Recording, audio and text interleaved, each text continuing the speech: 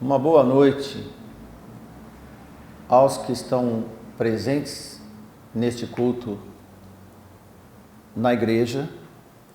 Uma boa noite para você também que está nos acompanhando nas redes sociais. Nós queremos agradecer a sua permanência e os ouvidos atentos para ouvir a palavra de Deus. Nesta noite nós vamos passar uma continuidade de um estudo que Paulo escreveu à igreja de Roma, a conhecida carta aos Romanos, no capítulo 11.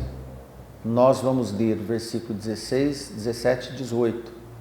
Já gostaria que você abrisse a sua Bíblia para procedermos à leitura, pois então depois nós vamos partir para o comentário não só desses 3 versos, mas da contextualização da carta de Paulo aos Romanos, da contextualização dos profetas e também da mensagem do nosso Senhor Jesus Cristo. Todos esses itens devem estar agregados, senão nós vamos partir para algumas doutrinas diferentes. Não é a intenção da igreja e não é a intenção do Espírito Santo que nós clamamos para nos ajudar a falar as verdades do Senhor. Escreveu assim o apóstolo: e se as primícias são santas, também a massa o é. Se a raiz é santa, também os ramos o são. E se alguns dos ramos foram quebrados, e tu, sendo oliveira brava, foste enxertado em lugar deles, e feito participantes da raiz e da seiva da oliveira. Este último versículo 17 é uma citação do profeta Jeremias, no capítulo 11, versículo 16, que eu vou ler agora para você. Diz assim o profeta: o Senhor chamou o teu nome de oliveira verde, formosa por seus deliciosos frutos, mas agora a voz de um grande tumulto acendeu fogo ao redor dela e se quebraram seus ramos. Veja aqui um comentário para nós combinarmos versículo 17, onde Paulo recita Jeremias 11.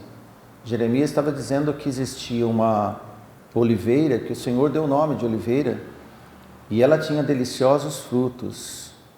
Mas, no decorrer de algum tempo, acendeu um estranho zunido, uma voz estranha, de um tumulto de fogo ao redor dela, e o fogo quebrou seus galhos. No versículo 17 e agora 18, nós vamos ler assim, o apóstolo agora escrevendo: não te glories contra os ramos, e se contra eles te gloriares, não és tu que sustenta a raiz, mas a raiz a ti.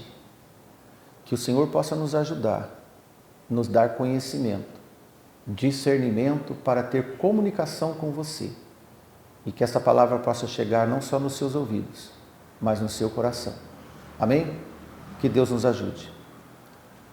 Na leitura, a priori, parece um pouco estranho, porque existem algumas figuras sobre a palavra do Senhor. Primeiro ele diz que se as primícias são santas, é claro que a massa também vai ser. E se a raiz é santa, também os ramos serão. E ele depois diz, Paulo, que alguns dos ramos foram quebrados. Da onde Paulo tirou essa informação? Do profeta Jeremias. E ele diz de que, para quem ele estava dirigindo essa pregação, que era com o codinome de oliveira brava.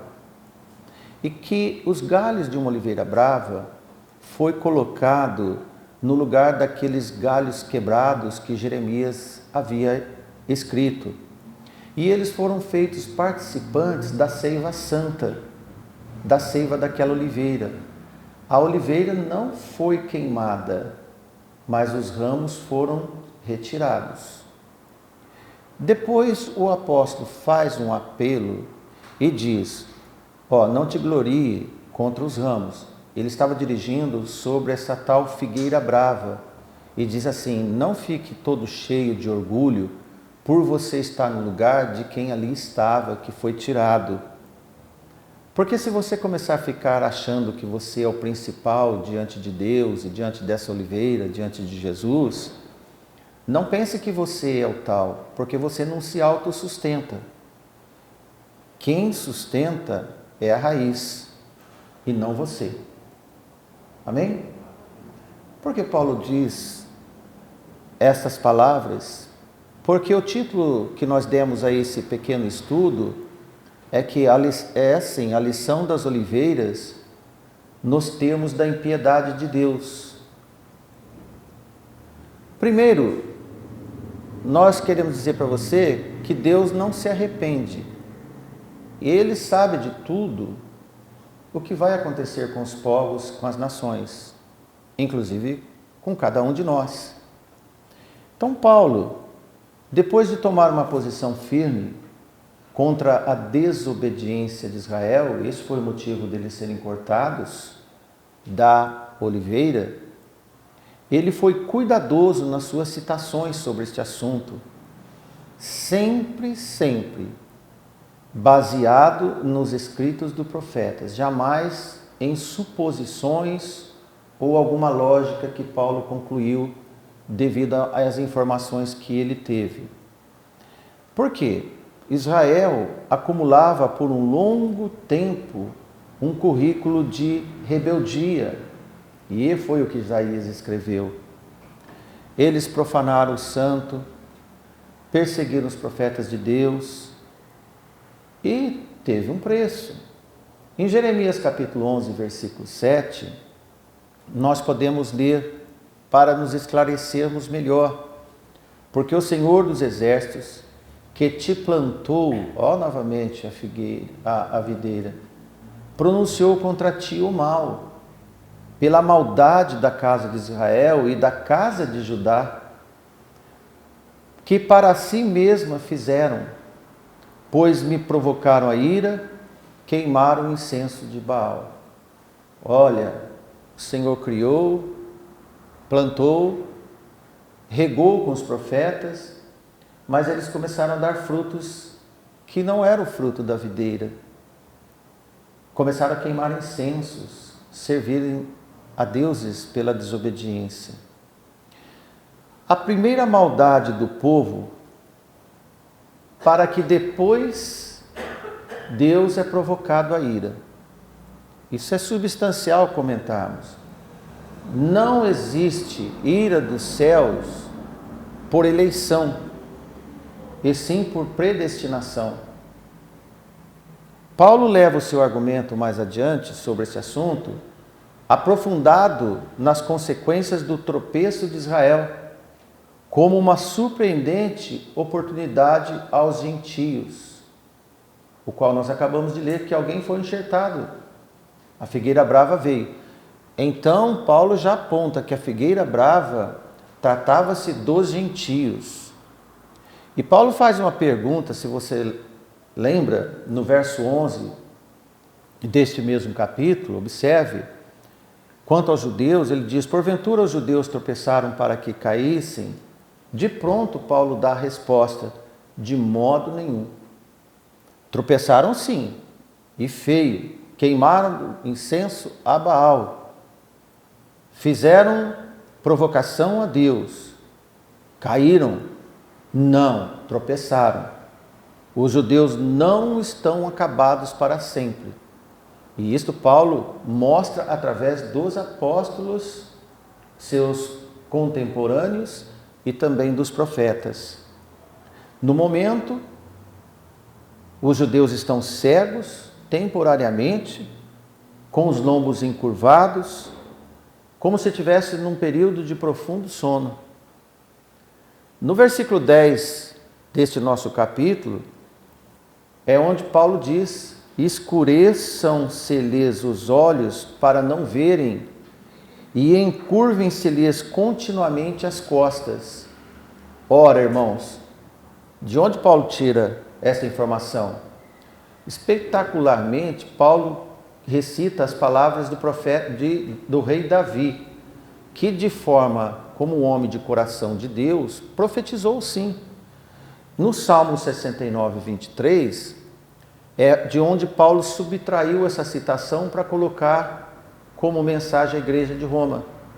Escureçam-se-lhes os olhos para que não vejam e fazem com que os seus lombos tremam constantemente. Olha, todo que tropeça, que se afasta de Deus, não vai estar ereto. Ele vai estar trêmulo, inconstante, indeciso. E Davi profetizou, podemos dizer, escreveu sobre os olhos do Senhor, sobre as mãos do Senhor, e Paulo confirmou. Não há dúvidas, meus irmãos, que os judeus se rebelaram por longos e longos anos, sem cair de vez, isto é, sem ser queimados para nunca mais voltar. E graças a Deus, pelo envio dos seus profetas enviados e pelos remanescentes que permaneceram. Como lemos Paulo citar vários profetas no decorrer dessa carta, entre mais eles, ele cita Davi e Moisés, todos dizendo o mesmo assunto, convergindo na mesma profundeza de informação. Porque Paulo, durante o detalhamento dos tropeços dos judeus nas suas apostasias e nas desobediências contínuas, o apóstolo dos gentios, como nós sabemos, os lembrou em termos tão comprovados e absolutos pela história rebelde deles. Aliás, é uma longa história, desde a fuga do Egito, depois na entrada com Moisés e Josué, o tempo dos juízes, os reis que se afastaram de Deus. E é até difícil dizer para os irmãos qual foi o menos pior deles. O importante é que todas essas novidades que Paulo apresenta modificam a exposição aparentemente unilateral apresentada no 9º capítulo da epístola. E alguns irmãos usam o capítulo 9 de Romanos para ditar uma doutrina. Mas, irmãos, se nós abrirmos mais a Bíblia, inclusive o livro de Romanos, nós vemos como, por exemplo, no capítulo 9, quando lemos alguns versículos isolados, podemos ter interpretações isoladas também, como se fosse uma atitude selada e eterna de um Deus engessado. Mas, olha, houve sim um endurecimento, e é por um período, como nós lemos na palavra de Deus, não é para sempre. Que assim seja com as orações que nós pedimos pelos filhos dos irmãos, que estão afastados de Deus, que também não seja para sempre.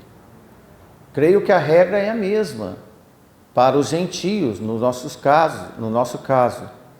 Porque Paulo agora chega na mensagem central desse fragmento de leitura da carta que nós lemos, que compreende o desenvolver do assunto e causa. Porque Deus sinaliza um bem antes na figura dos estrangeiros entre eles. Quando nós lemos no tempo de Moisés, de Josué e também dos juízes, a figura dos estrangeiros sempre eram permitidas por Deus.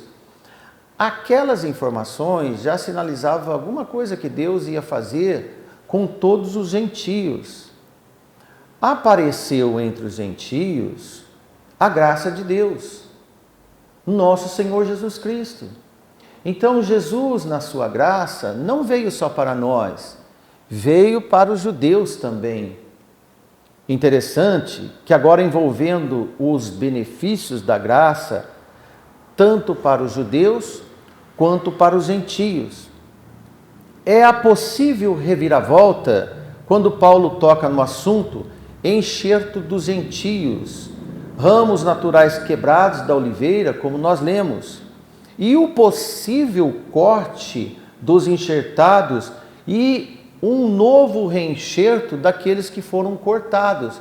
Se você vai reenxertar um galho que foi cortado, ele não foi queimado, ele estava numa estufa, algum lugar, guardado para um possível uso, e de fato essa possibilidade é real.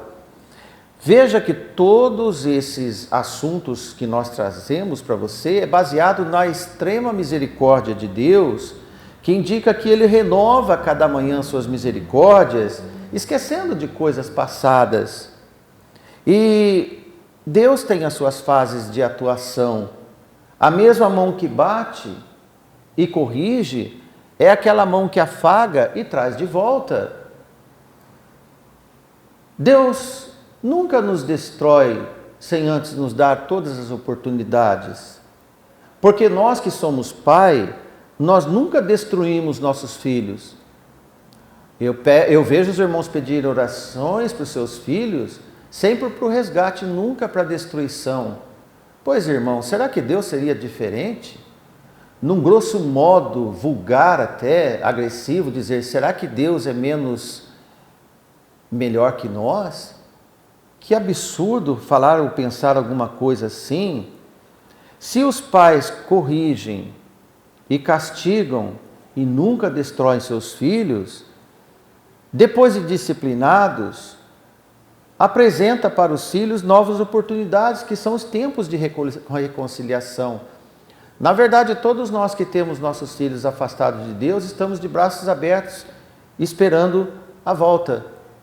Coincide propositalmente nós entendermos melhor a parábola do filho pródigo. O pai nunca fechou a porta para esse filho rebelde, sempre deixou as portas abertas e um dia ele voltou. Deve ser um método que a igreja deve aplicar aos reconciliados arrependidos, sempre assim: se alguém volta, receba e não faça impedimento. Amém, irmãos? Porque se eu e você, que somos humanos, temos piedade dos nossos filhos, não vai então estipular que Deus fez agravamento perpétuo que você não faz. Certas doutrinas determinam Deus de uma via só. Isto é, se não quer agora, então nunca mais. Falta você entender melhor que o Deus que cuida, no seu exercício, tem a mão pesada sim, mas nunca abandona para sempre. Nem a casa de Esaú e nem os bárbaros. Vou explicar melhor para vocês a casa de Esaú, porque torna-se um ícone para algumas doutrinas. Na verdade, não deveria ser. De alguma maneira misteriosa, a apostasia de Israel tem lugar dentro dos planos divinos, o que redunda num grande benefício para os povos. Que povos? Todos os povos dos confins da terra, dos 4 cantos da terra, diz a palavra de Deus. Amém, e glória a Deus por isso, porque nós estamos num dos 4 cantos da terra. Por isso que a palavra chegou para nós. Como Paulo escreveu em outras situações para outras igrejas, continua seguindo o mesmo ritmo de ensino, aplicando a graça universal a todos os homens. E Jesus assim fez. Jesus assim pregou. Sempre, por intermédio de Cristo, tanto judeus quanto não judeus se tornaram um só povo, conforme nós vemos em Efésios 2,14. Porque Ele, isto é Jesus, é a nossa paz, o qual de ambos os povos fez um, judeus e gentios, e derrubando a parede de separação que estava no meio. Isto é, a lei foi para o brejo, a segregação dos judeus foi para o brejo. Agora Deus mostra que realmente Ele não tem acepção de pessoas. E Jesus foi o grande intermediador deste grande feitio entre nós. Pela graça sois salvos, isso não vem de vós, é dom de Deus. Não vem das obras para que ninguém se glorie. Esta pregação é para todos os povos. O Messias esperado destruiu as inimizades de ambos, o qual todos os povos fez um. E nós vemos em Efésios 2:16, novamente Efésios capítulo 2, só que agora no versículo 16, Paulo escrever: e pela cruz reconciliar ambos com Deus em um corpo, matando com ela as inimizades. Em Cristo não existe mais inimizades entre judeus e gentios. Não deve ter. Se há, é desautorização de Deus. Em ambos são casa do Deus vivo. Na igreja do Senhor, novamente Efésios 2, agora versículo 22, no qual também vós juntamente sois edificados para a morada de Deus em espírito. Este poder de Deus operou em Paulo, antes um fervoroso fariseu, como nós sabemos, perseguidor que odiava os gentios, os cristãos, como todos os judeus faziam. Depois nós vamos ver Atos 10 e 28, como chegou o absurdo deste ódio, desse preconceito, até na sua forma de expressão. Agora, irmãos, pelo contrário, temos o apóstolo Paulo, um amigo, defensor dos gentios do mundo todo.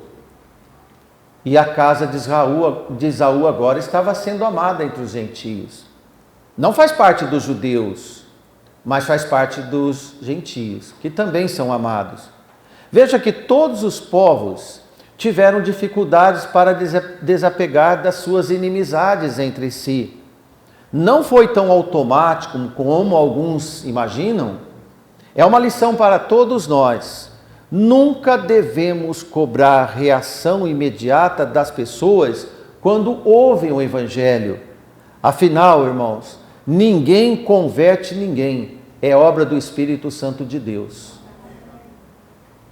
Observe esta conversa entre Pedro e o centurião Cornélio, quando Pedro explica como era a relação entre os judeus e gentios.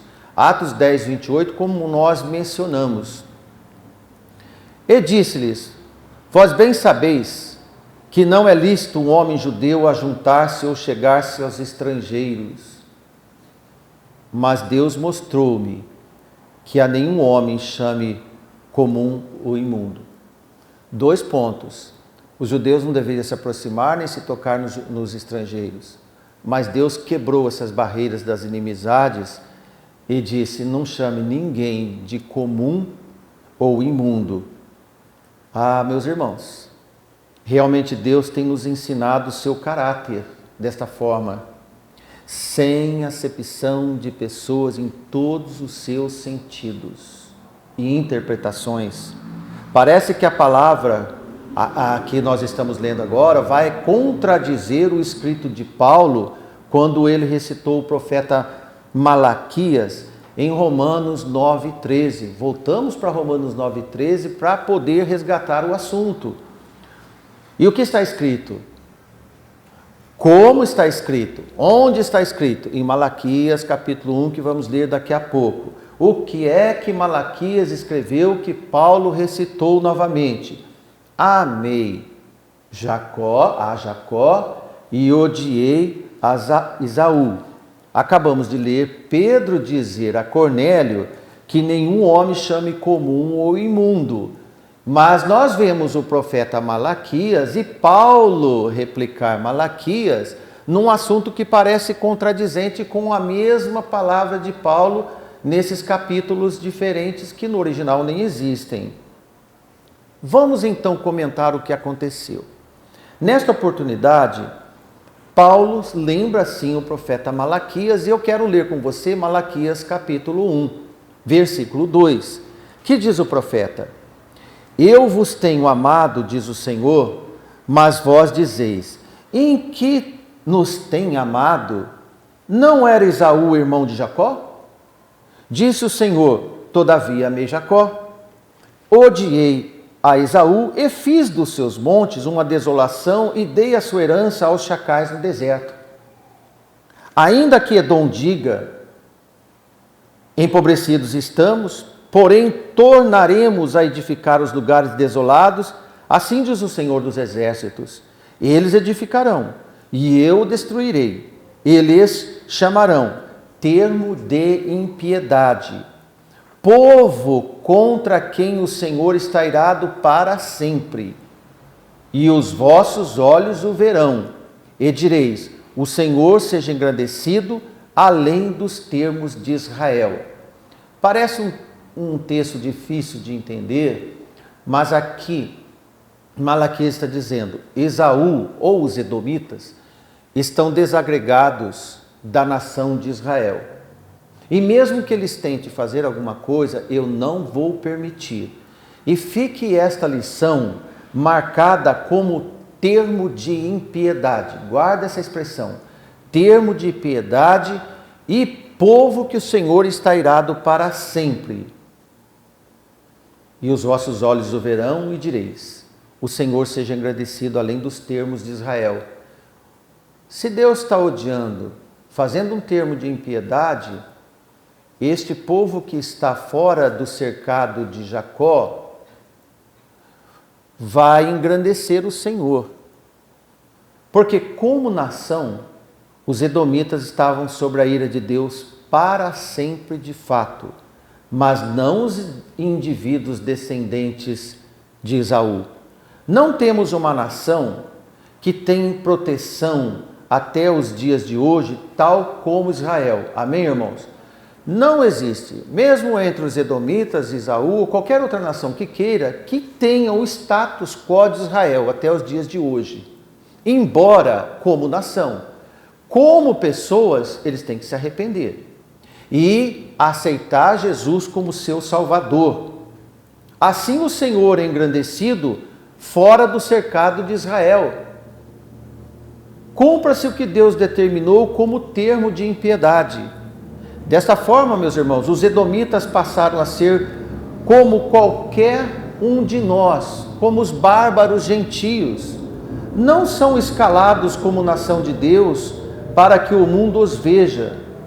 Então eles estão fora da aliança de Jacó. E isso é verdade. Não eram vinculados à santa lei de Moisés. Nós não vemos em nenhum lugar os edomitas estar seguindo a lei de Moisés. Mas Jacó sim. Este foi o termo dos ímpios. O termo dos ímpios era de impiedade, é não estar debaixo da lei de Moisés. O que Paulo fez? Jesus veio, ele foi correr atrás dos gentios, para que esse termo de impiedade fizesse valer e que esse povo engrandecesse o Deus de Jacó. Amém, irmãos? E de forma que Paulo correu.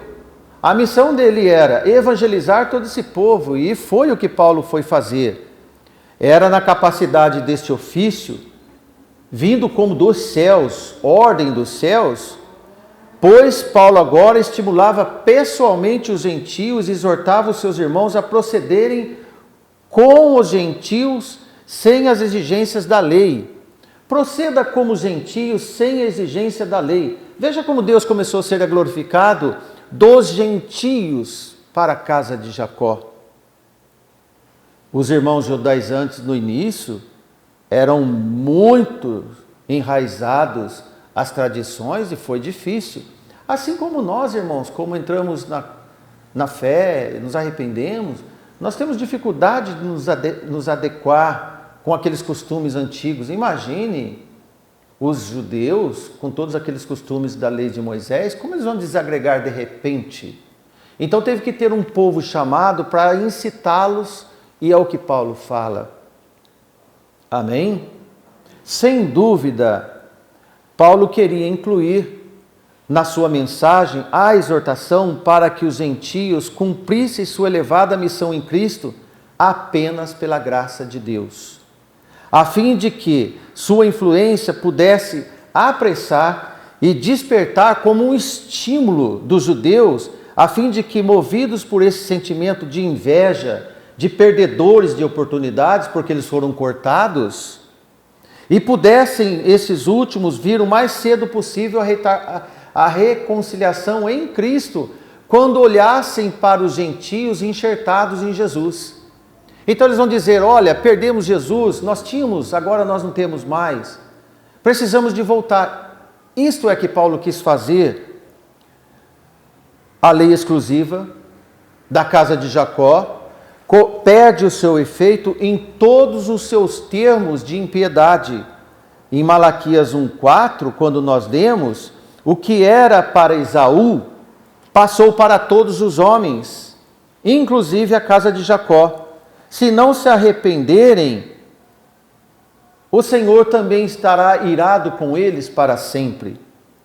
Se antes Paulo se ofereceu para ser o anátema de Cristo, não sei se vocês lembram na leitura do capítulo 9, logo no início, onde Paulo se ofereceu para ser anátema de Cristo, isto é, o desgraçado em Cristo para salvar os seus irmãos.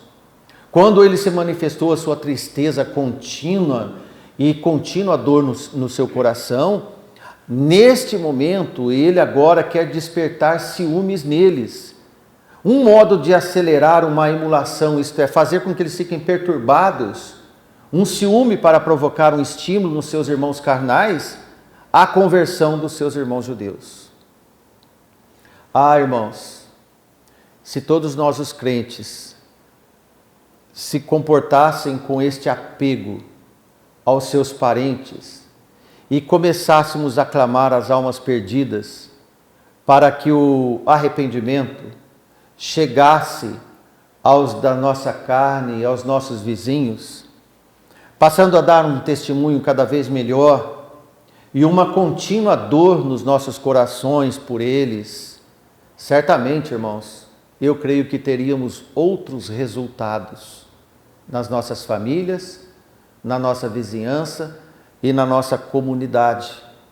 Se antes os edomitas eram perturbados sem Deus, nos termos da impiedade, agora os israelitas estavam sendo perturbados por observar os gentios na graça, no mesmo tipo de impiedade, nos termos da ira de Deus. Paulo supunha ser possível levar a nação de Israel a um descontentamento com as suas próprias realizações inúteis, pecadoras, nutrindo esse sentimento de espírito na graça que os judeus pudessem observar os convertidos gentios sendo agraciados, abençoados por Deus. Assim, os nossos parentes e amigos devem ver Deus nos agraciando e também sentir-se estimulados para ver o que está acontecendo e optarem por conhecer melhor esse evangelho que nós pregamos. Dessa forma, tanto os gentios quanto os nossos amigos e parentes vão ter uma perda e ausência dessa graça tão excelente, observando a aceitação de Deus na igreja do Senhor, por exemplo. Depois Paulo aplica o pensamento reverso sobre o envaidecimento e a apostasia dos gentios. O que acontece? Agora os gentios, nós estamos na graça de Deus. Amém, irmãos? E como nós olhamos para os judeus? Como pobres coitados? Será que devemos fazer essa atitude? Paulo diz para não fazermos isso, de forma alguma, com o intuito de mostrar-lhes que não estávamos também imunes da mesma ocorrência que sobreviera sobre Israel. Se o Senhor fez tal coisa de cortar os galhos naturais, por que não vai cortar os nossos se nós começarmos a ser soberbos? Olha, eu sou salvo por Jesus Cristo e eles não são. Olha, o que Paulo escreve no versículo 18 do nosso texto? Não te glories contra os ramos, e se contra eles te gloriares, não é tu que sustenta a raiz, mas tua raiz. Isto é, não te glories contra os judeus, não faça isso contra os judeus que foram cortados. E no 21, que não faz parte da nossa lição, mas será da próxima, Paulo escreve: porque se Deus não poupou os ramos naturais, teme que não te poupe a ti também. Por isso a nossa vida tem que ser em temor e não em vanglória. Batermos no peito que nós somos crentes, os judeus não querem saber do evangelho e nós aceitamos Jesus e nós estamos num patamar diferente deles. Ora, irmãos, às vezes ventila isso entre alguns irmãos de igreja. Para terminarmos, considere algo. Este é um recado válido para nós, sem dúvida. Nunca podemos bater no peito da mesma forma que os judeus batiam contra os gentios. E o que pode ocorrer quando nós considerarmos exclusivos demais, se somos únicos, deixa que o Senhor nos agracie. Ser agraciados por Deus não é ser soberbo em Deus, é aceitar a graça de Deus, manifestando paz, alegria e segurança no Senhor. Amém? Creio que Deus sempre edita novos termos de impiedade, como nós vemos contra Esaú, sobre qualquer arrogância de domínio próprio, exclusivista. Como sempre, a religião pode ser um perigo. Certamente é. Quando sem Cristo é um desastre que Deus odeia. Cuidado com religião sem Cristo. Cuidado com igreja sem Cristo. Porque os judeus tinham a lei de Deus sem Deus. Fica esse recado para todos nós, para que nós possamos, humildemente, agradecer tudo que Jesus fez por nós. E nós nada fizemos, nem direito tínhamos, mas nós estamos aqui pela graça de Deus. Amém? Que Deus nos abençoe.